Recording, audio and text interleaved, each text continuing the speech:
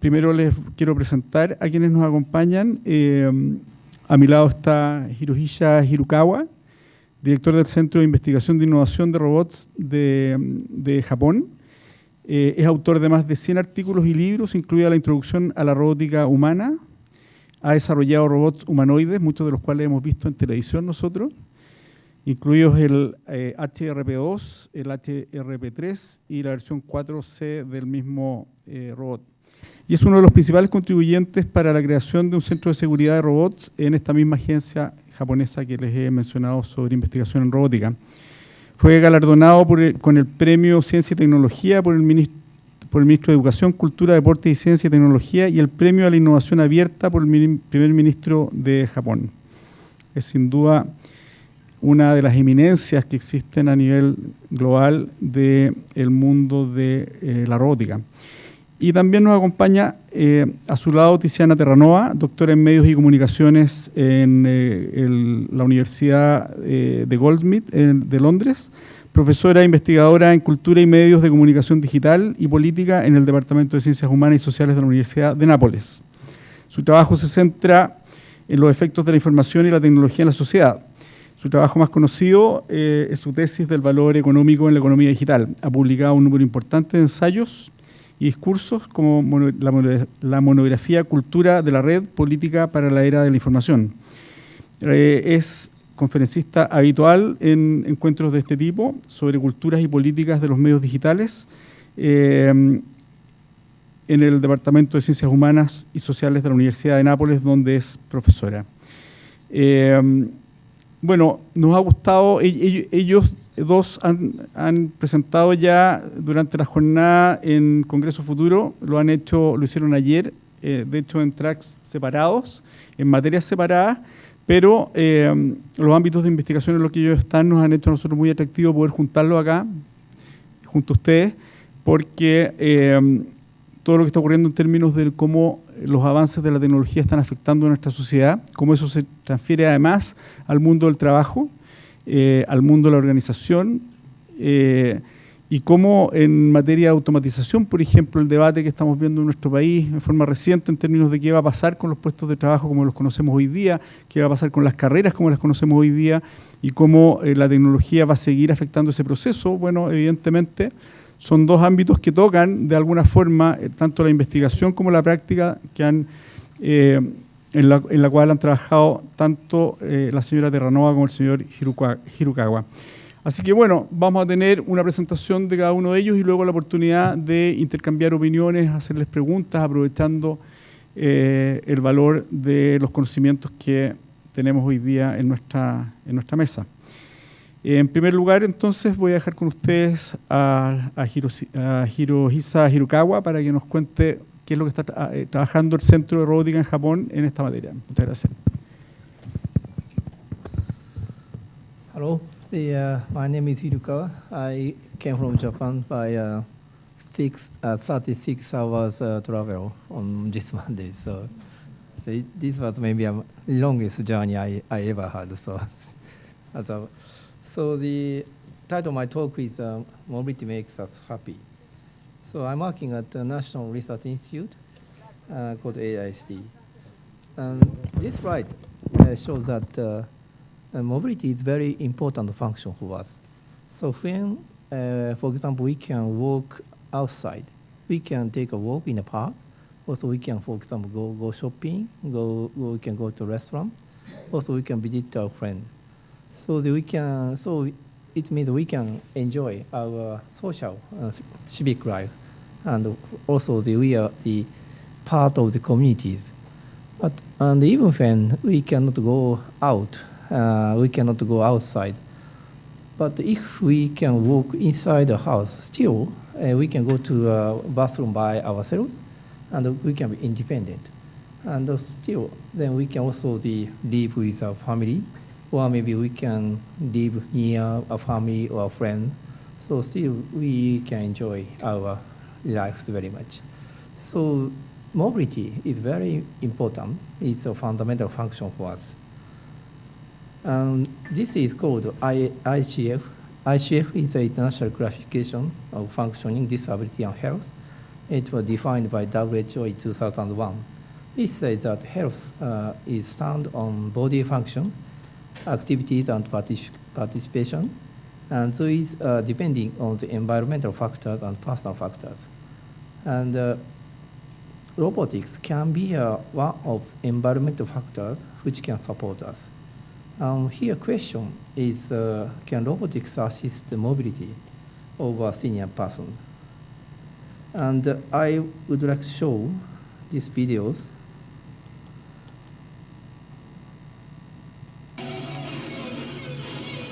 So this front dancer is a robot.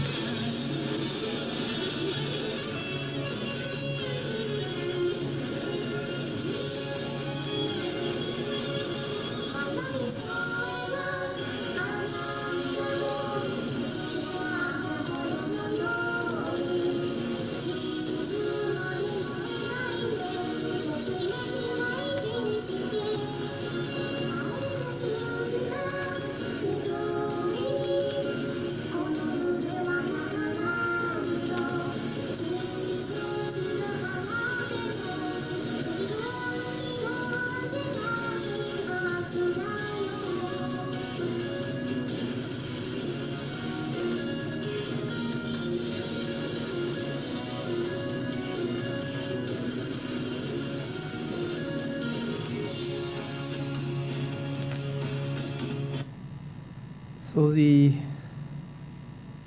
I developed this robot in 2010. Actually, it was my hobby, so to develop such a robot.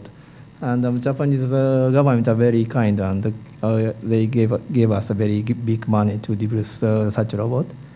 But here, I want to show that this, of course, human dancer can dance better than this robot.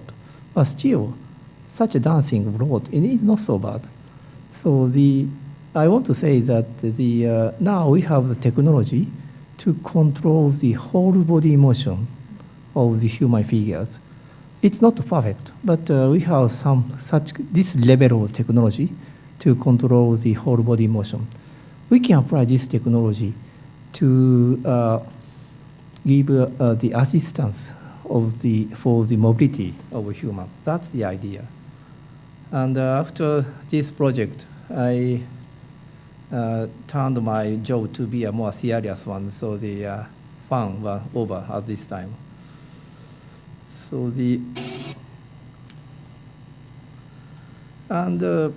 also, when we are getting old, we lose our mobility gradually. So at first, when our motion and our walking can be unstable and can become very slow. This state is called frailty or sarcopenia. And for this state, we can apply, for example, exoskeleton suits. I will show the demonstration later. And also, we lose more mobilities. We can use such a walking assist cart or wheelchair and to go outside.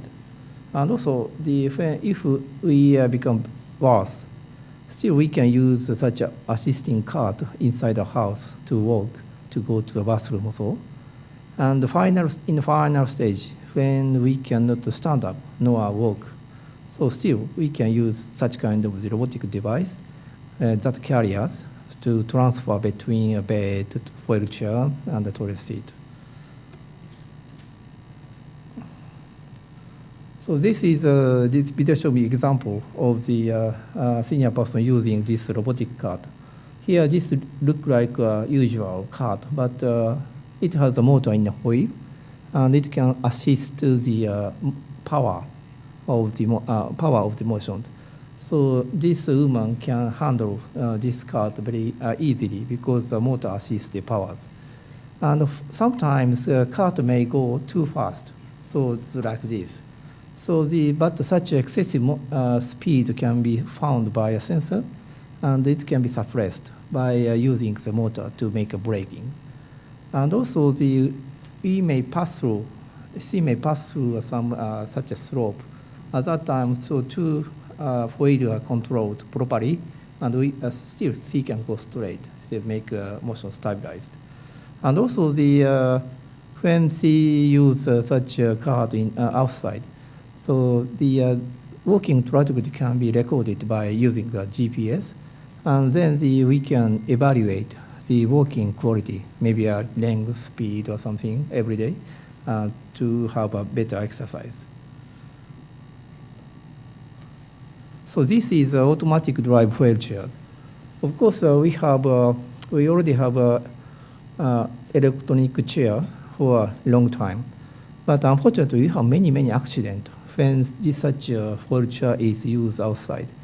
So accident may happen that such a wheelchair pass through for a gap or something, some rough terrain, and may fall down. So when such automatic driving technology is applied, we can avoid dangerous places. And this wheelchair go only to the safe places.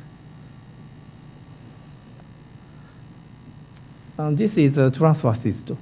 This is transfer system among bed wheelchair and toilet seat. And in this video segment, now C is transferred from the usual wheelchair to the special chair to taking a bath. So usually such a caregiver support the senior person's body, but here this device can carry the senior person instead of a caregiver. This device has 2 degrees of freedom. Of course, very conventional such devices, but usually it has only 1 joint. So these are the 2 joints, and we can apply some softwares, and we may have a more stable trajectories. And for the people at frailty or sarcopenia, we can use such exoskeleton parts. I'll show you now.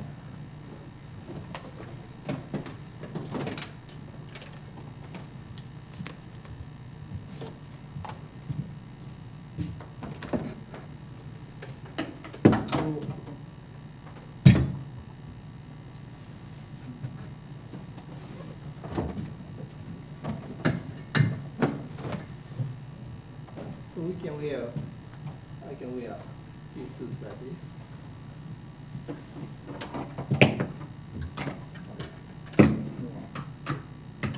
I need one more. Okay.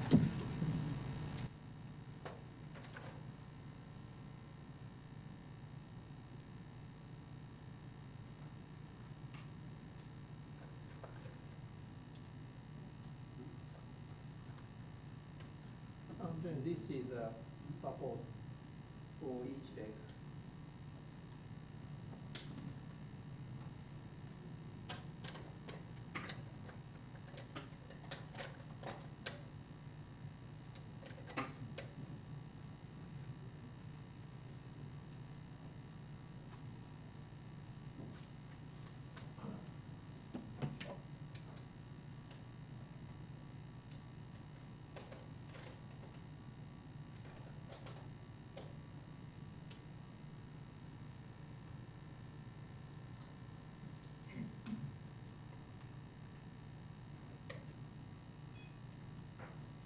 And this is the controller, the usual Android tablet.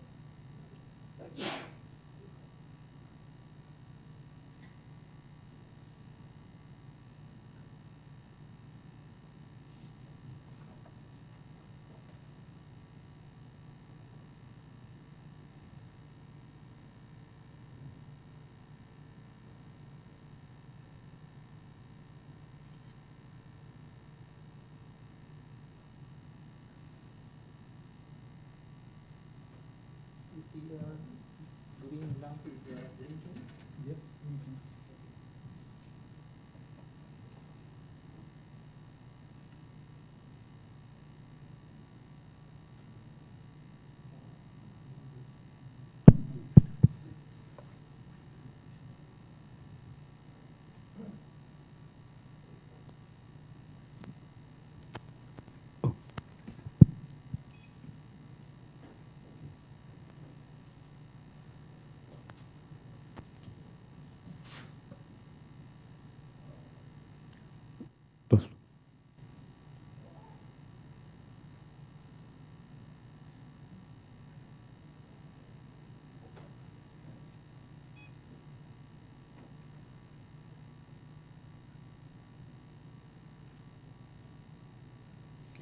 Thank you. So, and this is powers, but this does not assist the powers. Instead, this suit assists the balance of the walking or the rhythm of the walking. So the also the when we use this suit, so the joint trajectory can be recorded like this. And for example, some physical therapist or some medical person can evaluate the quality of the walking using this data. So this is already a commercial product from Honda Motors. It's the same company with automobiles. Okay, that's it. If someone can have an interest, you can try it later. Yeah.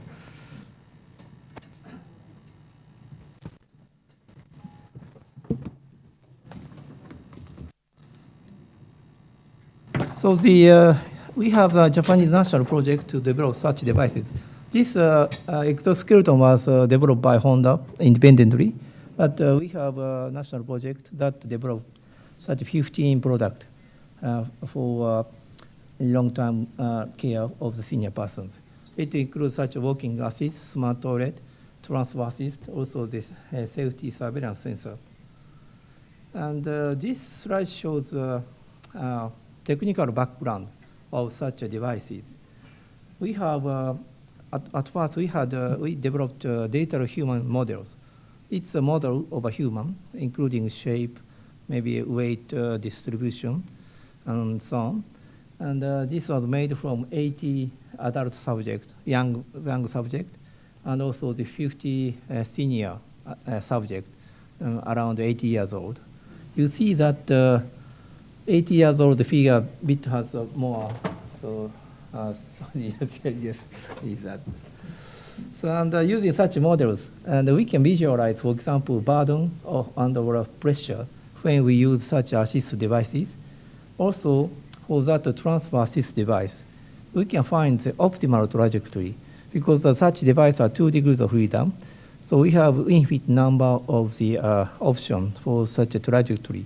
We can choose the motion that gives the minimum force to the subject to be to have so the less the burden to the senior persons.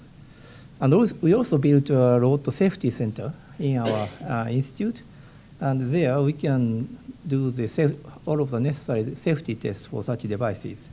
So it includes collision avoidance test, collision test, durability for temperature, humidity, vibration, and also the dynamic stability can be tested, or wheelchair can be tested on the slope, EMC test, and also the sensor test can be done here. And the question is that when such assist is most effective. So the statistics say that from the frailty, most senior people can recover from frailty if we have the enough very good balance of the nutrition and also apply some proper exercise. But less people can recover when the physical state is worse, and very few people can recover from the state of the intensive care. So this means that it's better to apply such assist technology in early stage to recover or maybe to return to the independent state. And this is almost final slide. So I have to say that the robotics is just one of such many assists.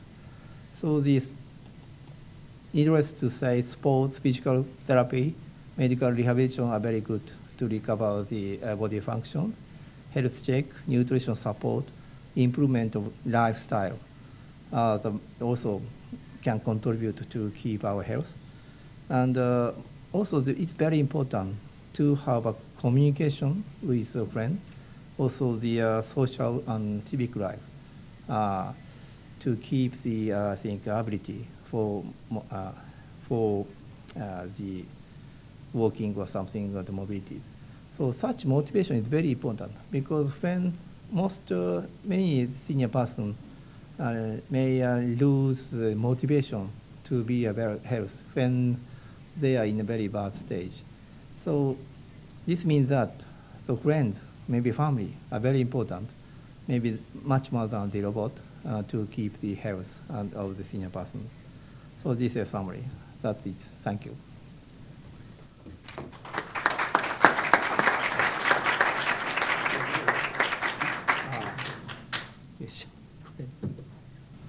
Gracias, señor Hirokawa. Les recuerdo que al final vamos a hacer, al final de las presentaciones vamos a hacer consultas y por lo tanto dejo con ustedes a Tiziana Terranova.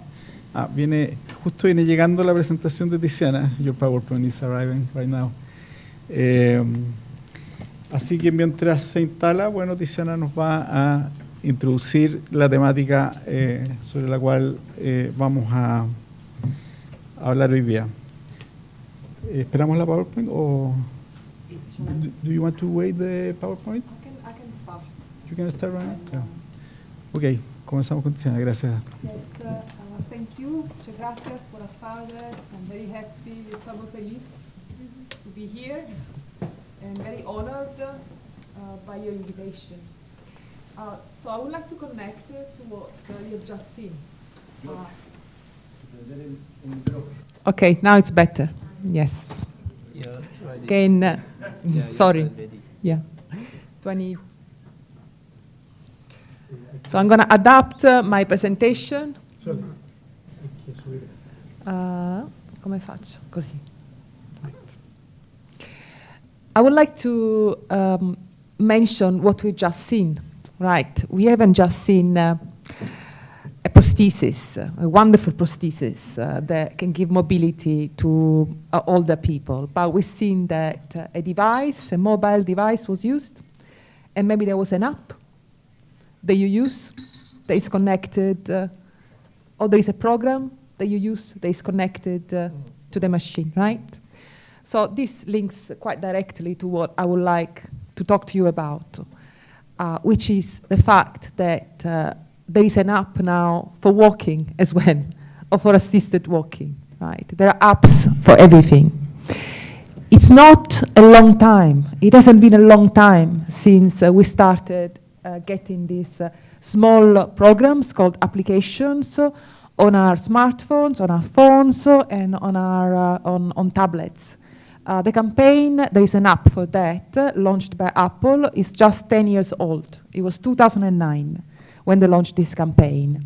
Since then, phones are no longer just tools that we use to communicate, even if mobile, but they become portable computers connected to the internet, which can be used with a variety of different applications. So there's apps for everything.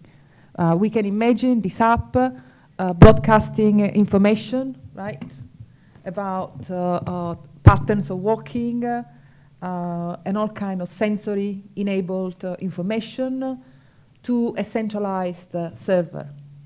And the same thing, the same kind of operation that we call cloud computing is currently applied to most things. What is cloud computing? Cloud computing is the basis of apps-based applications of all kinds. We use them for listening to music, making videos, social media, monitoring sleep, renting a car, booking our holidays, all the things that we used to do maybe on the internet with the web. Now there is an app for that. And again, it's all about cloud computing. Cloud computing means that you can access the same kind of, some kind of information or programs or data in the cloud through different kinds of devices. So it can be tablets, desktop, laptops, all kinds of things. When we think of the cloud, we think about, the name indicates something very ethereal, right? Something that is kind of up in the sky. So we know there are family photos and all kinds of material that we post, that we share, is up somewhere in the cloud. But cloud is actually something very material, and there are problems with cloud computing of various kinds. One of it is that the name cloud actually indicates more something like this, right? So cloud computing infrastructure necessitates servers, servers farms. Most server farms are very expensive, and so they're beyond like average business even. Maybe you could rent some space on the cloud, but they usually imply centralized ownership. Plus, there is an ecological cost that is quite heavy to cloud computing. As you can see, this it's very difficult to have access to these server farms. They're very private. They're usually located somewhere very cold because you need a lot of energy to cool them because they produce quite a lot of heat. So from the point of view of what we heard at Congreso Futuro about climate changing, there are major problems with this kind of server farms, this kind of infrastructure, which is what I'm going to talk to you about. Not to talk about this, right? The other component, the hardware, which is digital phones, have a limited lifespan, and they end up as e-waste, somewhere usually Africa or Asia, right? Contributing to, again, pollution. Not to talk about the cost of the minerals, human cost that go into this infrastructure. But this is not the only components of the infrastructure of this kind of app economy. Another name for this app economy is platforms. Right? More and more since 2007, 2008, definitely 2009, everybody has become involved, like all the economic actors are in the business of building platforms. So everybody wants to be a platform, because when you become a platform, you become the mediator of a business ecology. So before Apple declared itself a platform, actually Facebook had declared itself a platform. The term was taken from the video games industry, from the kind of Sony platform against the Nintendo. But Facebook, I think, was maybe the first. They used the term to indicate the fact that they were going to give developers and all other kind of businesses access to their infrastructure, their data, the possibility to reach their audiences by means of something they called an application programming interface, which is what you use to access to a platform. So this kind of platform economy supposes a division between the owners of the platform, which, because of network effects, which means the more people use a platform, the more useful it becomes, are few, usually one in a country for each business, and everybody else who becomes a client of the platform. So something like this platform, this app would have to be connected to one of these major providers who give you access to these servers. But if you stop at the hardware, you really don't get a sense, maybe I'll show you this, which is better, of the complexity of these new kinds of infrastructures which operate across all kinds of areas of contemporary life. Social life, the way we communicate using WhatsApp, using Facebook, Twitter, Telegram, Snapchat, or the way, again, in which we shop. Amazon is major infrastructure for e-commerce. There are some competitors, but they are the largest. This is an attempt by an artist group called the Share Lab, based in Croatia, to actually try to give us some means to grasp the complexity of these new kinds of infrastructures. And I don't know if he makes a good job, but at least it shows us how difficult it's become to grasp this space, because here there's everything, there's from the part where actually devices are made to all the algorithms that they use, the code, the protocols, the interfaces, the advertising software, the marketing software, the logistical software. So it's an infrastructure, very abstract and yet very concrete, composed of hardware, software, human beings, which has become the dominant business model today. And because of these network effects, it tend to produce monopolies. I think that everybody knows very well the disruptive effect that these kind of platforms have in many areas. I'm thinking about Airbnb, right? I showed yesterday, for example, that more and more explicitly these companies are presenting themselves as being the business of producing infrastructures, such as this Facebook used to be a social networking service. Now, in this letter that Zuckerberg wrote in 2016, say we want to build a social infrastructure for global community. So we want to produce tools for people to run groups. We want to operate, manipulate algorithms so as to stop fake news. We want to change the algorithm that shows you news, advertising, and pages so that you won't get just the news that agree with you, but you also will have a diversity of viewpoints. So they are becoming more aware of this. In the past, Facebook denied it was a media company. They say we are a technology company. Now they understand they have a role, and that having billions of people using the platforms and just a few thousands employees, they rely on automation. So they rely on algorithms. They are not the first. I remember Google was the first to use kind of algorithms which gave them a lot of power, because you cannot really do anything to change this. I remember early story about Google, where how business could be devastated by changing Google algorithms. Like there was a story of a successful business which produced big shoes, and they needed the internet, shoes for like big sizes, because there were just a few customers everywhere. And the business was going very well, then Google changed the algorithms, crashed. They were not first anymore. They couldn't buy themselves at the top. So these companies have a lot of power, and the fact that infrastructure is private is not just a political problem, but it's also a problem for, I think, everybody, even for like smaller actors who want to operate with this. All kinds of companies now present themselves as being concerned with constructing platforms. So again, I'm thinking about, you don't see anybody selling music anymore. Why? If you got Spotify. Like television is losing to Netflix, to platform, which can be used again in different contexts. Hotel chains are losing customers to Airbnb. The housing market, this is a problem for the city life. Barcelona, Napoli, my own city, 3,000 houses lost to the housing market, becoming holiday vacations, homes, rents going up.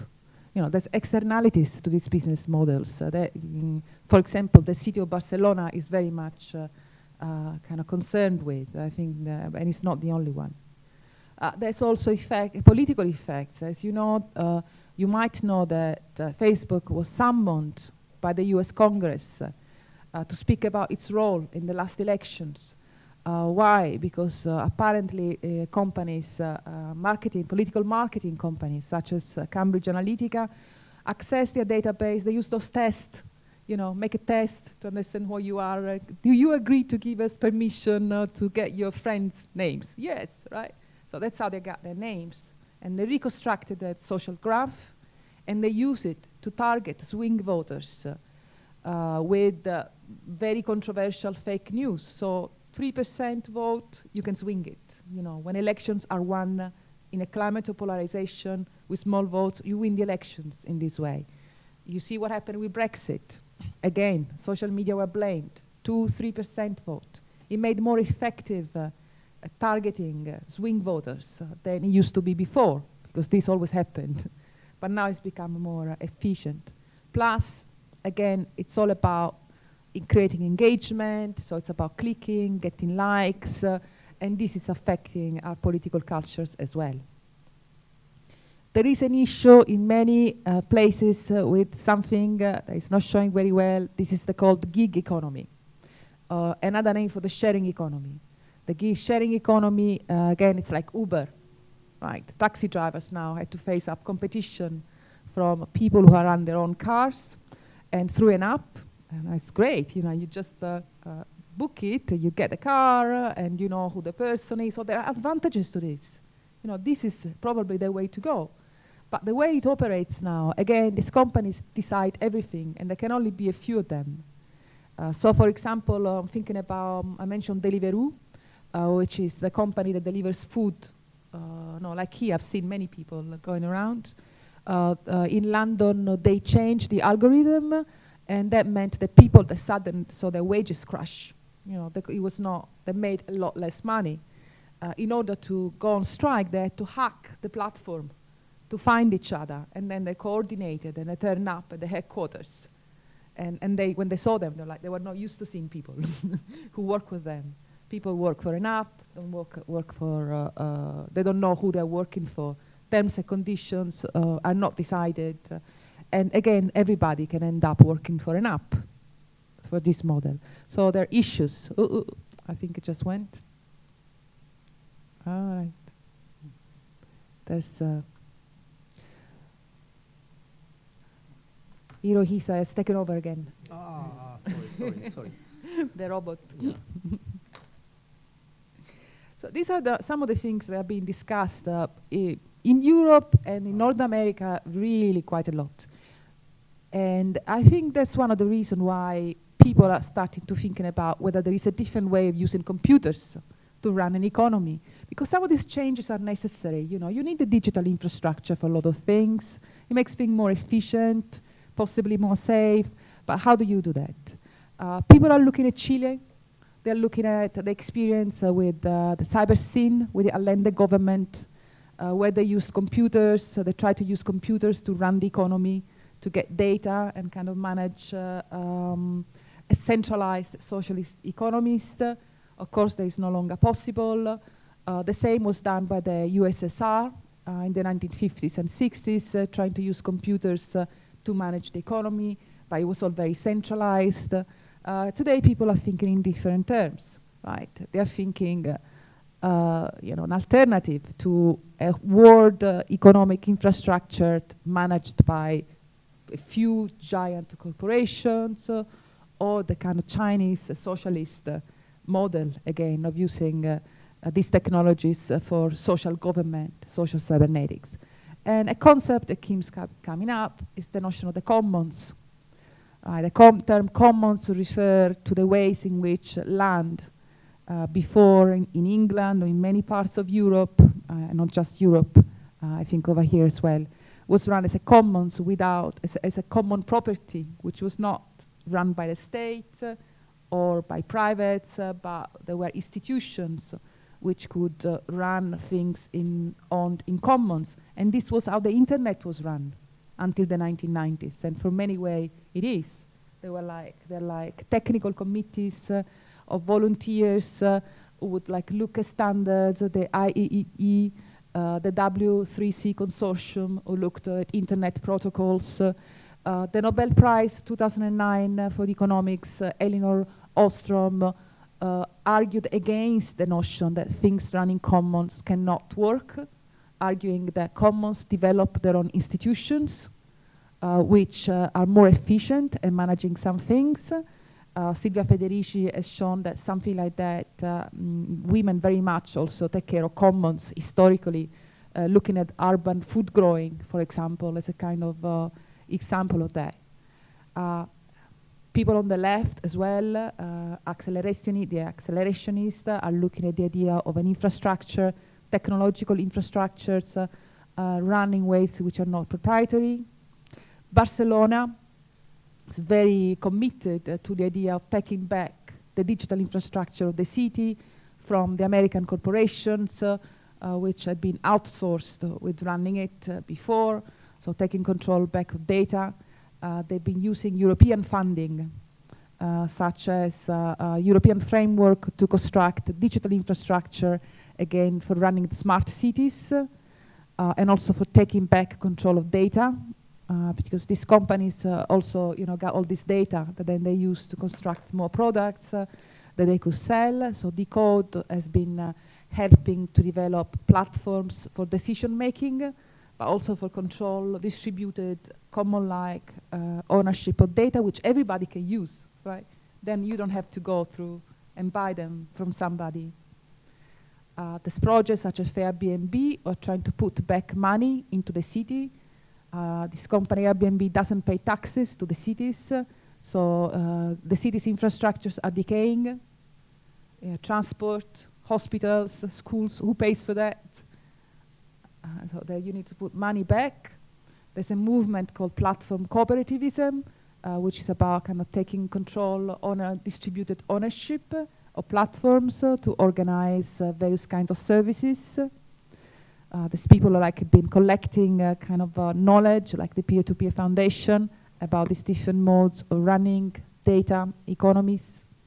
And there's attempts such as the FairCop to run cryptocurrencies like Bitcoin, but against Bitcoin, not based on mining, using a lot of energy, and not speculative currencies, but run by a collective of people who produce and exchange also goods through Faircoin, which is also run through a kind of assembly.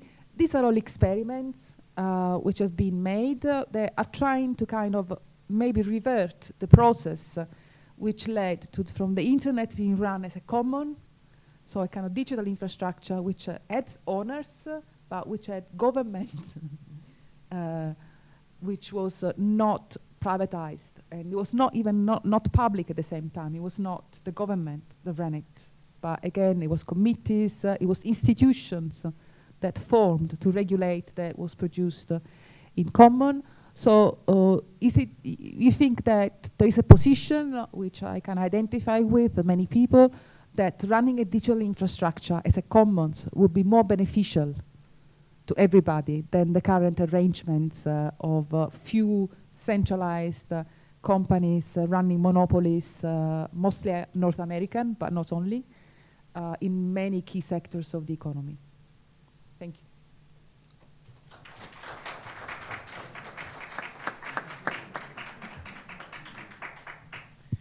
Muchas gracias.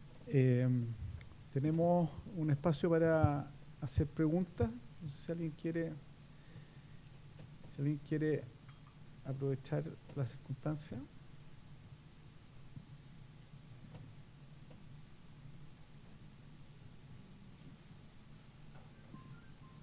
Gracias. Bueno, mi pregunta, ¿está conectado? Mi pregunta es para el señor Hirohisa. Con todo esto de estas prótesis y todo que se está creando, ¿cómo va a cambiar también nuestra infraestructura del hogar finalmente? ¿Cómo quizás lo ven ellos, la cantidad de servicios que se van a crear a partir de esto? Si es que tienen alguna luz de eso, ya que vemos como la economía está a través de estas aplicaciones, está cambiando y están naciendo muchos nuevos negocios. ¿Cómo creen que estos nuevos implementos de robóticos van a influir tanto en el diseño del hogar como en los productos derivados de esto? Si lo han pensado o tienen alguna idea. Eso. Gracias. Okay.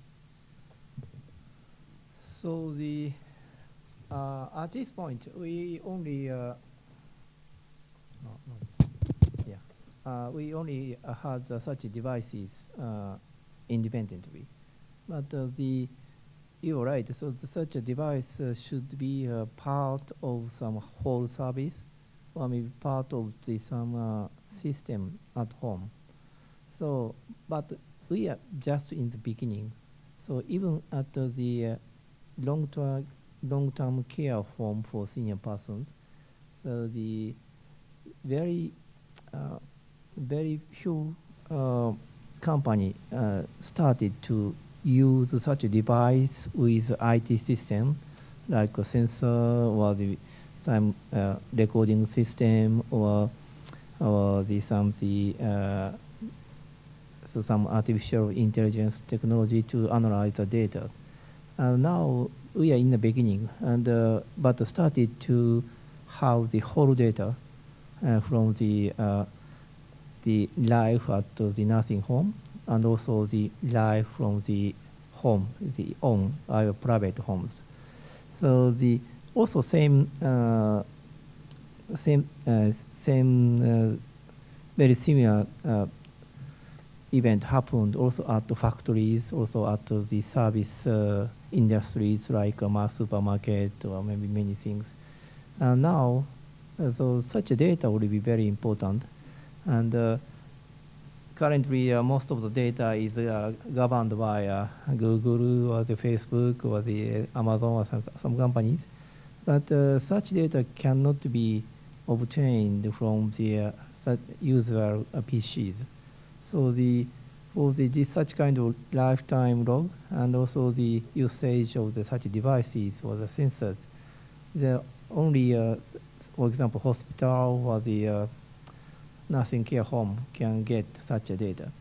So I believe that it's very important to have such data, to collect such data and analyze it, and try to create a new service system, try to create maybe new maybe system for home sometimes. But I would say we are very beginning, and I hope such kind of the integration can be done within maybe several years. That's it. Thank you. And the same applies for the manufacturing world. In the case of companies producing goods, for instance, in manufacturing, we can expect the same situation? Yes, even at the factories, it's very difficult to take data because data is for the user. I mean, when, for example, some motor company is making cars, so the data at the factory are data of the motor company, like the Mercedes or the Ford. And it's very difficult to get the detailed data from such kind of the companies. And on the other hand, individual user of the user company, I mean the manufacturing company, now does not have enough skills to analyze such data. So maybe it will take some time, some years, and I don't know who will get the data at first, and who can analyze it. So, and for example, for at the factories, it's very difficult to use the internal network of the factories by, for example, by robotic companies.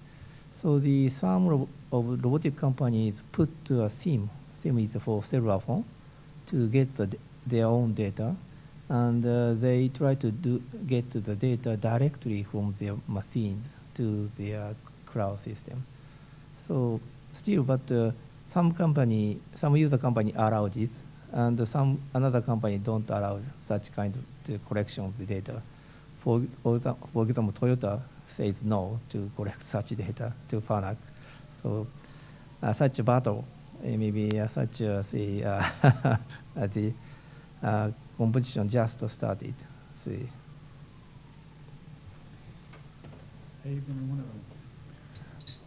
Bien, muchas gracias por la excelente exposición. Mi consulta es a la persona que estaba recién conversando, nuestro expositor. El costo de la biotecnología indudablemente ayuda a una mejor calidad de vida en la tercera edad, como decimos en Chile. Pero ¿cuántos años cree usted que se tomará la industria en tener los productos asequibles a la clase media? En este momento me da la sensación que el costo de los aparatos que apoyan a la tercera edad son bastante costosos. ¿Cuántos años más cree usted que tomará en que esto se masifique, que sea realmente un aporte para la gente de la tercera edad y la clase media, que es la que tienen la mayoría de los países? Muchas gracias. Okay, so for example, this Honda's exoskeleton is already a commercial product, and we can rent it by about $500 for a month. $500 for a month. It's a bit expensive for the private, I think, private use, but it is becoming a reasonable price. I believe now the current cost for such devices maybe 3 times of the, I think, final cost. It's almost settled down to the final goals. But the problem is that we don't have a good system integration of such devices to use such device better. So now I'm trying to organize the user of such devices and with the manufacturers and get the data. And if we can find such device useful, so then more and more people can use such devices. So then price will go down. So I believe maybe more 5 years probably, and so such the cost will be settled down to the final target, and can be used by middle class peoples. Ahí tenemos una pregunta.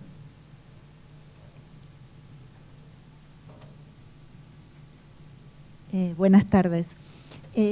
Refiriéndome al tema de los comunes que hablamos en la al que se refirieron en la última exposición, me hace acordar a la cuestión que se estudia en economía sobre la tragedia de los comunes, a donde el interés de corto plazo va en contra del interés de largo plazo de quienes participan en esa actividad que involucra un bien común.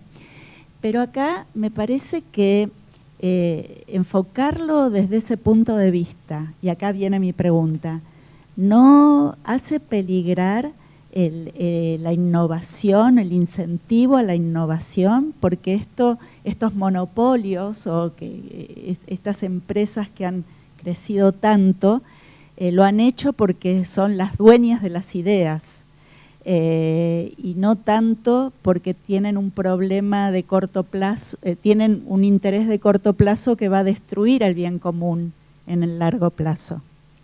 Esa es mi inquietud. Thank you very much for this question. Actually, Elinor Ostrom, who I mentioned, she won the Nobel Prize because she showed that it was not true, the tragedy of the commons, the way Harding was the economist who proposed it. So she demonstrated that it was actually, the commons were actually destroyed, in a sense, by the process of expropriation in the same sense. And so were the lives of the people who used to live off the common. So the fact that she was given the Nobel in economics to show that there wasn't the case is proving Harding's theorem is quite significant. And then the question is, what is that's been raised, that she raised, is that some things are better run as commons with institutions that develop to run them. So let's look at data. Like there's a wonderful book called, which are part of this infrastructure. The reason why there are just a few people who control key areas is because of network effects. I mean, we are in a kind of economy where only if lots of people use a service, it becomes useful. So this creates this kind of monopolies, right? Which is argues will be better run maybe as not privately owned, but as a more infrastructure which is run in a way which is more automated than centralized.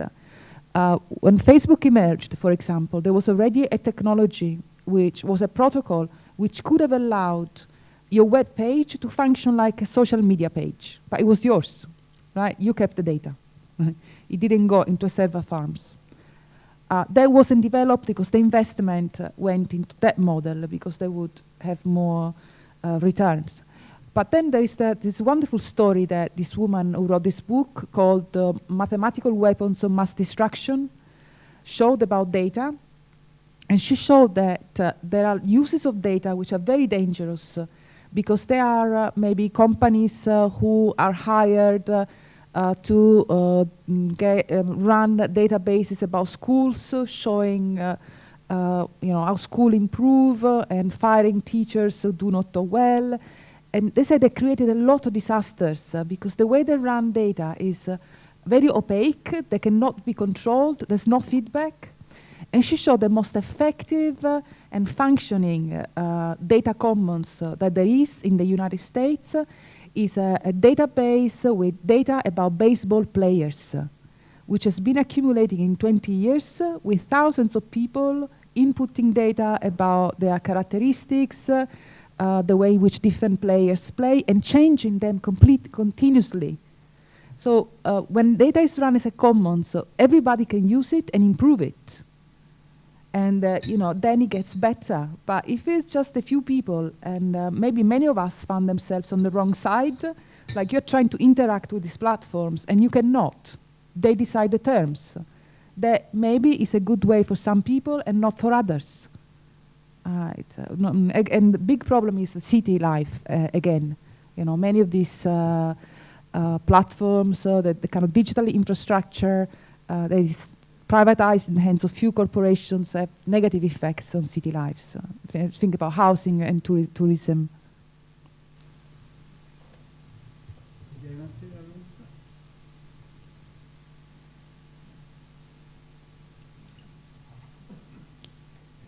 Buenas tardes, muchas gracias. Mi pregunta va dirigido a ambos expositores, ¿ya? Recientemente una eurodiputada del Parlamento Europeo presentó una iniciativa legislativa sobre las leyes de la robótica, un poco inspirada en las leyes de Asimov, ¿ya? Pero con la intención de poder regular todo lo que es la construcción, por ejemplo, de robots, asistentes virtuales, máquinas, como por ejemplo exigir que todos estos dispositivos tengan un switch de emergencia, de apagado, por ejemplo, automático en caso de descontrol. O también que existan algunos estándares mínimos de calidad que deberían cumplir todos los fabricantes, ¿ya? Yo no sé si en sus países hay iniciativas al respecto. Creo que al no haber regulaciones podría causar problemas al proliferar, digamos, la construcción de máquinas sin estándares mínimos. Y yo creo que lo que debería hacerse es una legislación más global que iniciativas aisladas. Quisiera saber su opinión al respecto.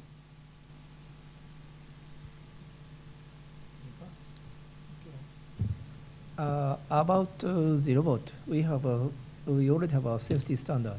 So for industrial robot, it's ISO 10218, and for the personal care robot, it's ISO 13482, and also it is a part of the machinery safety standard under the ISO 12100 maybe. And also we already have many grouping standards, for example, IEC 61508 about the functional safety or something. But actually, you're right, these are just the standard and there is no obligation to keep it. So the following such a standard are not obliged by law. So, but currently we are in the early stage that we can just encourage to follow such standard, and also we have to follow for example, at the EU, it's machinery. They have a machinery directive that they should follow.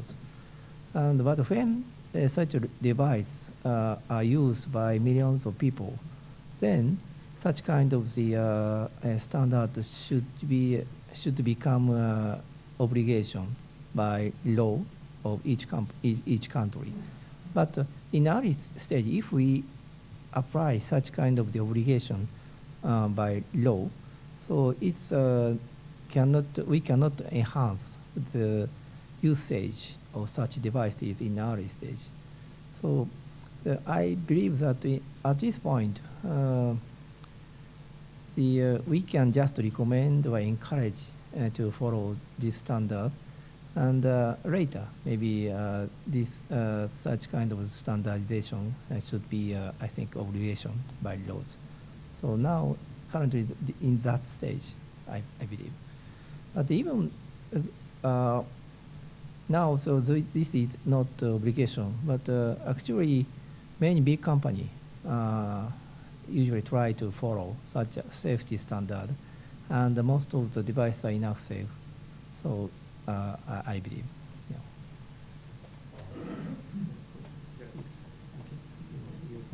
Do you say something? No, I think he was maybe the best person to answer these questions. I just remember the history, you know, from the point of view of somebody who studies this, of technical standards by private corporations who have been fighting with each other sometimes, right? So you got one, you know, let's think about Apple against IBM, like, or the way they keep changing the USB pens, you know, the standards keep changing. And the kind of technical standards boards were one of the major part of internet governance historically, right? So the standards were not, private corporation participated, but they were not the only ones.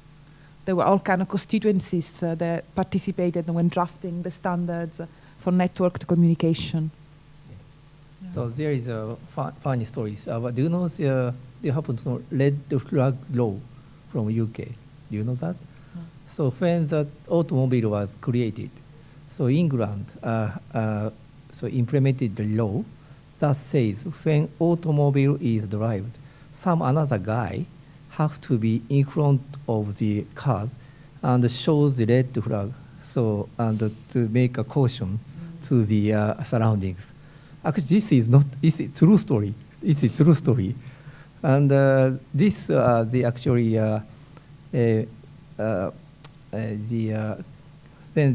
this is very big obstacle to have a car industry in UK. So this is a really big reason why Mercedes-Benz or the BMW are much stronger than the Jaguars. So currently. ¿Hay alguna otra pregunta? Nos queda tiempo para una última pregunta, que la voy a hacer yo. Ah, no, ya, ahí lo tenemos.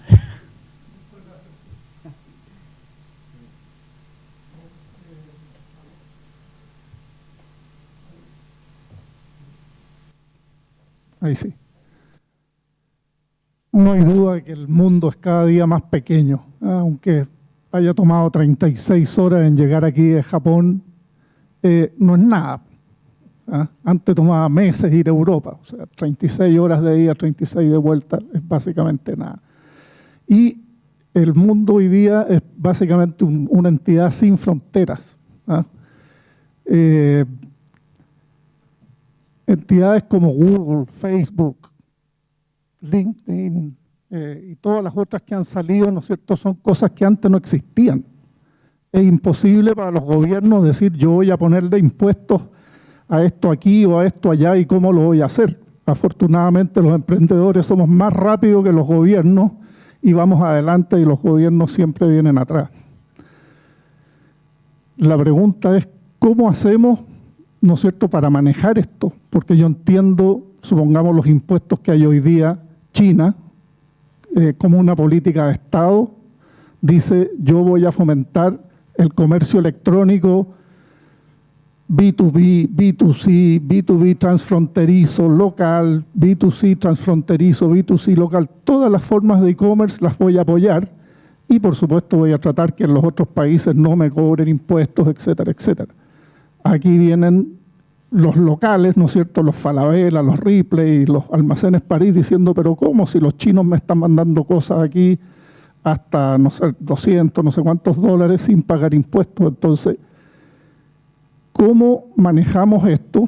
Cosa que en Europa está medio resuelto con la Comunidad Europea, pero en zonas como Latinoamérica es mucho, mucho más difícil de controlar, sobre todo pensando en los gigantes asiáticos que yo creo que ya le pasaron por arriba a Europa y le están pasando a Estados Unidos. O sea, vienen con unas políticas súper agresivas del manejo de las cosas a través de Internet.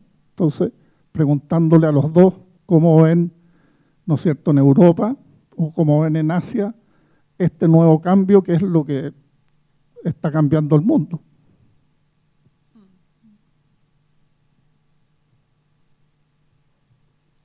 I'm not sure whether I can fully answer. It's a big question. I can see what I'm seeing.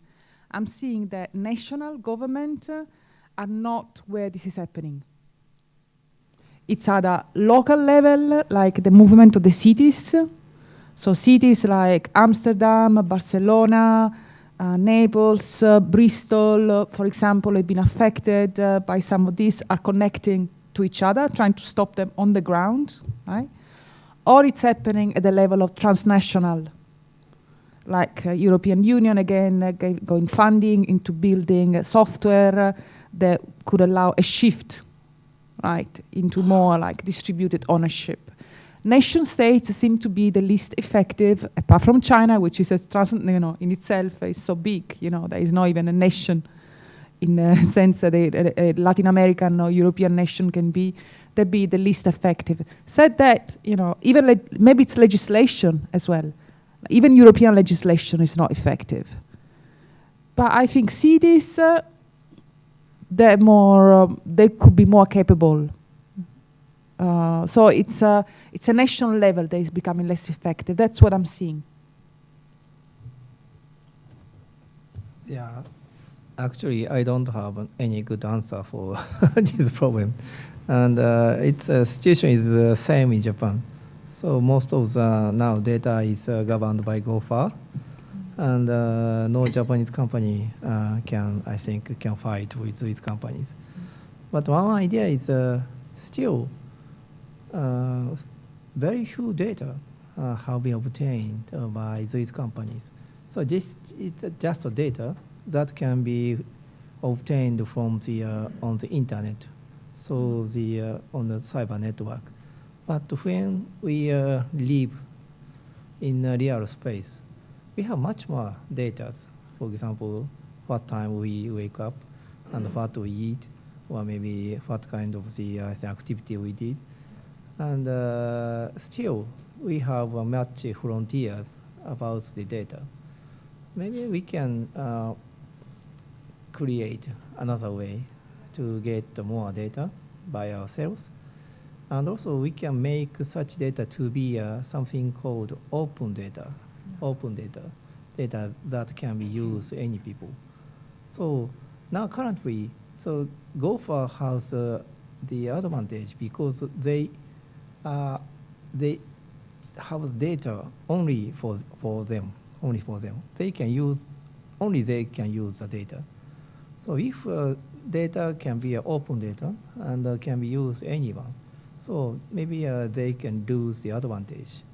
So maybe possible to do this. So in the near future, I believe. And on that front, one of the projects, the Decode, for example, is engaged in finding a software that ensures data portability, so that when you leave a platform or something, you can take your data with you and maybe put it somewhere else, which now is not possible. That requires the kind of funding, again, that something like the European Union can invest in like 5-10 years. Bueno, Tiziana, Hirohisa, muchísimas gracias por haber compartido con nosotros estas ideas, estos conocimientos. Muchas gracias a ustedes por haber participado. La convocatoria fue bien encima, en realidad, recién el lunes pudimos obtener la participación de estas dos eminencias, así que bueno, muchas gracias a todos y seguiremos con este tipo de encuentros. Gracias. Thank you very much.